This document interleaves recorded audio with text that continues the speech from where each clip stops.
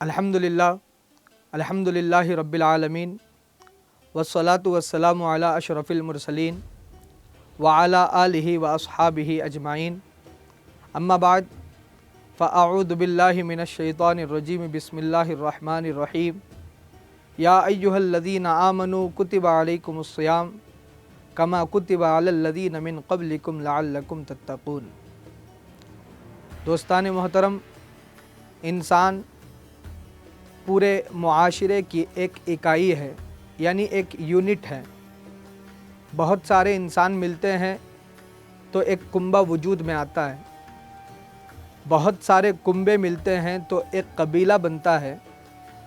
मुतअद्दिद कबाइल अगर मिल जाते हैं तो एक मुआशरा तश्कील पाता है, एक मुआशरा वजूद में आता है, जिसमें अमीर, गरीब, ताकतवर, कमज़ोर, हाकिम, महकूम, सही, सकीम, हर तरह के लोग शामिल होते हैं और एक साथ मिलकर ज़िंदगी गुजारते हैं, एक साथ मिलकर ज़िंदगी गुजारते हैं। लेकिन ज़रिए मुआश में फ़र्क पाए जाने की वजह से समाज के अंदर भी फ़र्क पाया जाता है, जिसकी वजह से मुआशरे के अंदर आदम तवाज़ुन पाया जाता है, इम्बैलेंसिंग पैदा होती है। इस्लाम के अता करदा निज़ाम इबादत रोज़े में, जहाँ पर तमाम मुसलमानों के लिए इनफिरादी तौर पर इबादत व बंदगी के ज़रिए अल्लाह तबारक व ताला के क़ुर्ब को हासिल करने का हुक्म है, वहीं पर इज्तिमाई तौर पर पूरे मुआशरे में इबादत व बंदगी के अमली इजहार करने की ज़रूरत पर भी ज़ोर दिया गया है। अब ऐसा क्यों किया गया? ऐसा इस वजह से किया गया कि पूरे मुआशरे के अंदर एक हद तक तवाज़ुन पैदा हो, एक हद तक बैलेंसिंग पैदा हो और एक ऐसा मुआशरा तश्कील पाए जिसमें तमाम तरह के मुसलमान खुदी और ख़ुददारी के मुस्तहसन एहसास के साथ अपनी ज़िंदगी को गुजार सकें। मुआशी और समाजी एतबार से इंसानी तबक़ात चार किस्मों पर मुनहसिर हैं, चार कैटेगरीज़ पर मुनहसिर हैं। अब इन्हीं चार कैटेगरीज़ के हिसाब से, मरातिब के एतबार से रोज़ा भी अपनी नौइयत और कैफियत में चार किस्मों पर मुनहसिर है।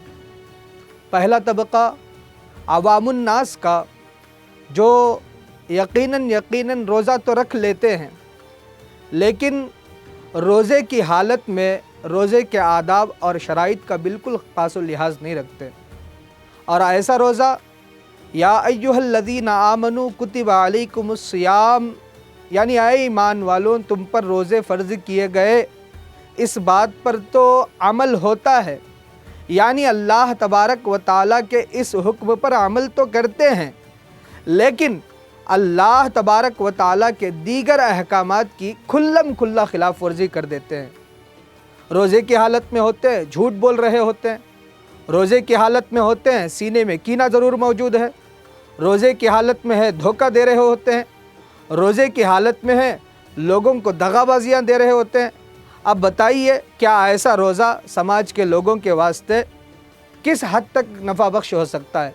मैं समझता हूँ कि ऐसा रोज़ा किसी भी हद तक नफ़ा बख्श समाज के लोगों के लिए नहीं हो सकता। अब आइए दूसरा तबक़ा देखिए। दूसरा तबक़ा उन लोगों का है जो रोज़े के हालत में अल्लाह तबारक व ताला के सारे अहकामात पर अमल करते हुए हत्तल मक़दूर अपने आप को छोटे बड़े गुनाहों से बचा कर रखते हैं। यकीनन ऐसे लोगों का रोज़ा अल्लाह तबारक व ताला के फरमान लअल्लकुम तत्तक़ून की अमली तफसीर होता है। और जैसा कि सरकार अलैहिस्सलातु वस्सलाम ने इरशाद फरमाया, सरकार के इस फरमान के मुताबिक यानी रोज़ा ढाल होता है, यकीनन रोज़ा इनके लिए ढाल का काम करता है, यानी कल क़यामत के दिन दोज़ख के आज़ाब और इनके दरमियान में रोज़ा एक ढाल का काम करता है। और तीसरा तबक़ा ख़वासुल ख़ास का, जिनको उर्फ़ आम में औलियाए इज़ाम के नाम से जाना जाता है, याद किया जाता है।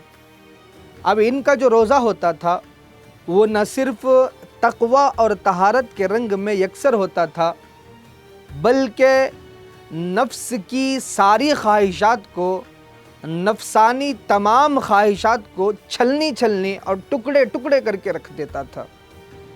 ملتان کے رہنے والے ایک بزرگ تھے جن کا نام حضرت خواجہ بہاؤالدین زکریا رحمۃ اللہ تعالی علیہ ملتا ہے۔ ان سے کسی نے پوچھا کہ حضور ذرا یہ تو بتائیں کہ روزے کا اسلام میں کیا مقام ہے؟ تو آپ نے جواب میں ارشاد فرمایا کہ بابو، روزہ اللہ تبارک و تعالی کے نزدیک اسلام میں مجاہدے کا نام ہے۔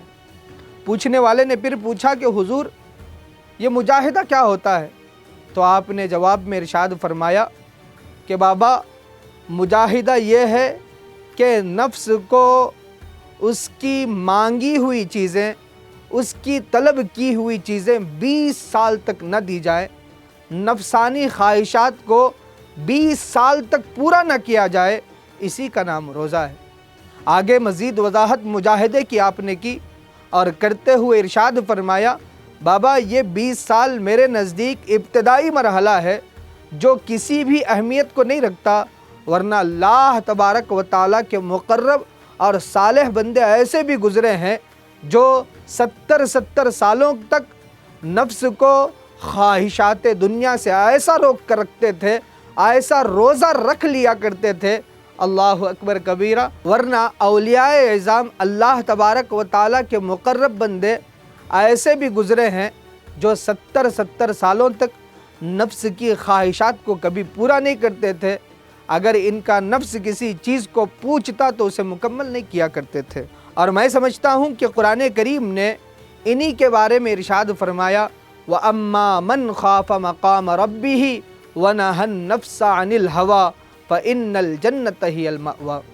یقیناً وہ لوگ جو اپنے رب کے حضور کھڑے ہونے سے ڈرتے ہیں، وَنَهَى النَّفْسَ عَنِ الْهَوَىٰ، اور نفسانی خواہشات کو روک کر رکھتے ہیں، قرآن انہی کے بارے میں آگے کہتا ہے، فَإِنَّ الْجَنَّةَ هِيَ الْمَأْوَىٰ، یقیناً جنت ہی ان کا ٹھکانہ ہے۔ میرے دوستوں، چوتھا طبقہ جو آخری روزے کی منزل ہے، یہ اخص الخواص کا روزہ ہے، جو ان مقتدر اور مقدس ہستیوں کو نصیب ہوتا تھا جو مقام مشاہدہ باری تبارک و تعالیٰ پر قدرت رکھا کرتے تھے۔